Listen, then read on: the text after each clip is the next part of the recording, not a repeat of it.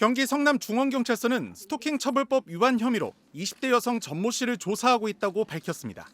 체포된 인물은 펜싱 국가대표 출신인 남현희 씨의 재혼 상대자로 알려졌던 전청조 씨입니다. 결혼 소식이 알려진 뒤 사기 전과의 성별 위장, 허위 경력 등 각종 구설이 제기됐는데 오늘 새벽 스토킹 혐의로 경찰에 체포된 겁니다. 전 씨는 오늘 새벽 1시 10분쯤 성남시 중원구의 남 씨 어머니 집을 찾아와 여러 차례 문을 두드리고 초인종을 누른 혐의를 받고 있습니다. 전 씨는 아는 사람인데 집에 들여달라며 집에 들어가려고 했고 이에 남 씨 가족이 112에 2차례 신고해 경찰이 전 씨를 현행범으로 체포한 것으로 알려졌습니다. 전청조 씨는 최근 남 씨로부터 이별을 통보받자 남 씨 어머니의 집에 찾아왔고 당시 집안에는 남현희 씨도 머물고 있었던 것으로 전해졌습니다. 전 씨는 자신에 대한 각종 의혹이 불거진 뒤 일부 매체와 통화에서 어떤 것도 얘기 안 할 거다. 계속 말해봐야 믿지 않으니 의미도 없다고 밝힌 바 있습니다. 펜싱 국가대표 출신 남현희 씨. 그가 재벌 3세이며 재혼 상대라고 밝힌 사업가 20대 전모 씨가 남성이 아니라 여성이고 사기 전과범이라는 의혹이 제기됐습니다. 25일 온라인 연예 매체 디스패치는 전 씨의 사기 행각이 담긴 판결문들을 근거로 전 씨가 남자가 아니라 여자이며 사기 전과자라고 보도했습니다.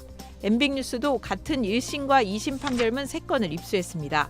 판결문상 전 씨는 주민등록번호 뒷자리가 2로 시작하는 여성이었고 2018년부터 3년간에 걸쳐 피해자 10명을 상대로 한 사람당 많게는 수십 차례씩 돈을 받아 모두 3억 원 가까이를 갈취했습니다. 전 씨는 남자로 행세하면서 2019년 4월 내 처의 친오빠가 물 관련 투자 사업을 한다며 300만 원을 투자하면 6개월 후에 수익을 내서 50억 원으로 돌려주겠다.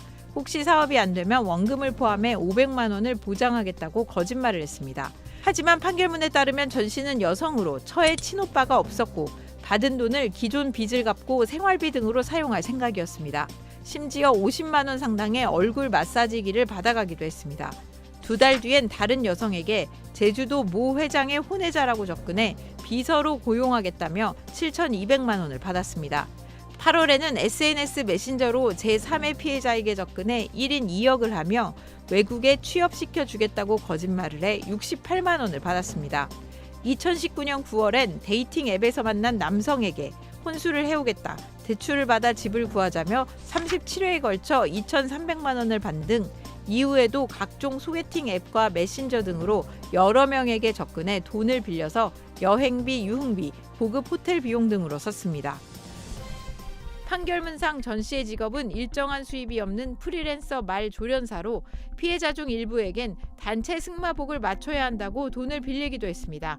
가장 최근에 저지른 사기는 2020년 1월로 결혼하자면서 살 집에 가구가 필요하니 카드를 달라고 해 29번에 걸쳐 1,100여만 원을 생활비로 썼습니다. 결국 전 씨는 2020년 12월 항소심에서 징역 2년 3개월을 선고받았습니다. 재판부는 전 씨가 범행을 모두 인정하고 반성하고 있다. 하지만 피해자들 대부분에게 피해를 변제하지 못했다고 양형 이유를 밝혔습니다. 남현희 씨와 전 씨는 지난 23일 동반 인터뷰를 통해 결혼을 발표했습니다. 당시 해당 매체는 전 씨가 재벌 3세로 미국에서 태어나 오랫동안 미국에서 지냈으며 국내외를 오가며 다수의 경영 경험과 많은 자산을 보유한 인물이라고 보도했습니다. 인터뷰에서 남 씨는 저에게 11살 딸이 있고 나이차가 15살이고 경제적으로도 많은 차이가 난다. 그런 점에서 봤을 때 사람들은 남현희가 상대방을 꿰어서 뭘 어떻게 한 것이라고 추측할 수도 있을 것이라고 걱정하기도 했습니다. 보도 후 인터넷 커뮤니티에는 전 씨가 여자라며 여학생 시절 모습의 사진이 올라오고 식당에서 기자인 것처럼 연기해달라는 알바를 시켰다는 등의 각종 루머가 쏟아졌습니다. 하지만 남 씨와 전 씨는 이를 부인하고 허위 사실이 유포되면 강력히 대응하겠다며 경고했었습니다.